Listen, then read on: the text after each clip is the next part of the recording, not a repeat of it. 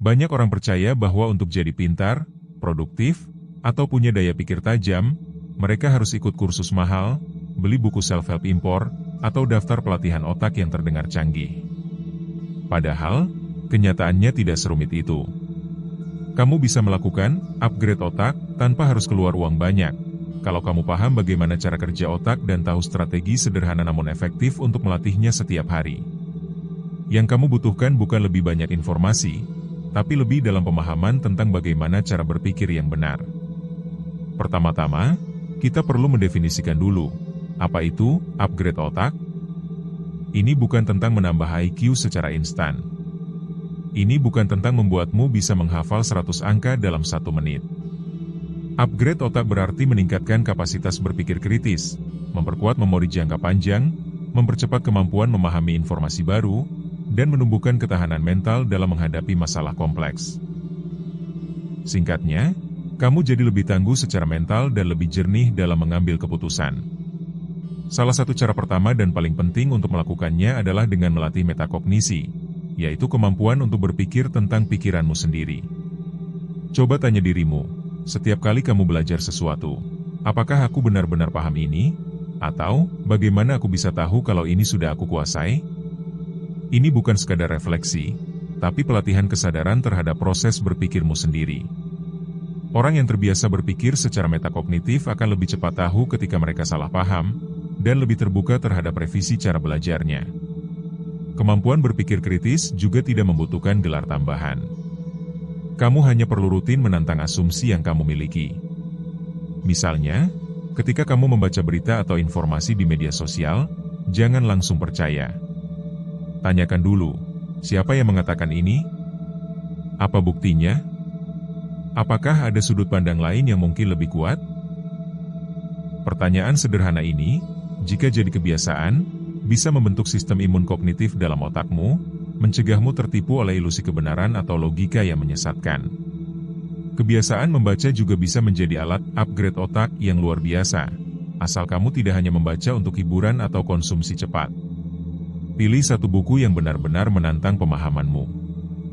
Bisa buku filsafat, ekonomi, psikologi, atau sejarah. Bacalah perlahan.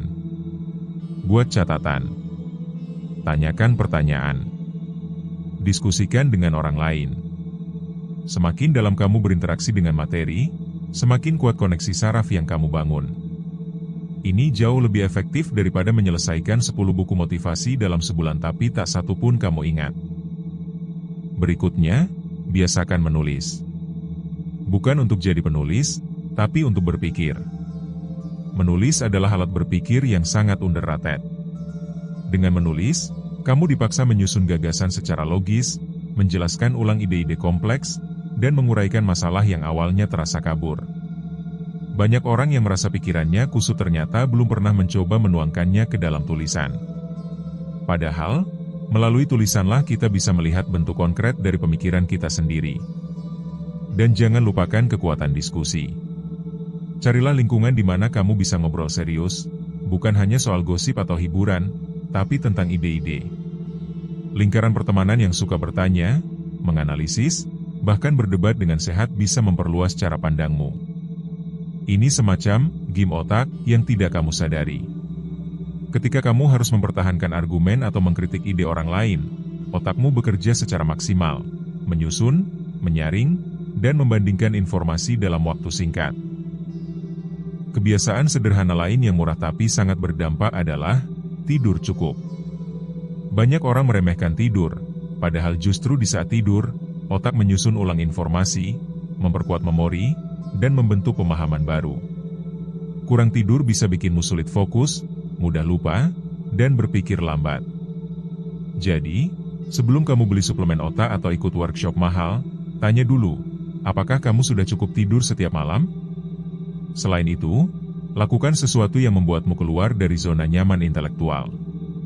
Misalnya, pelajari satu topik yang benar-benar asing bagimu. Kalau kamu berasal dari latar belakang teknik, coba baca filsafat.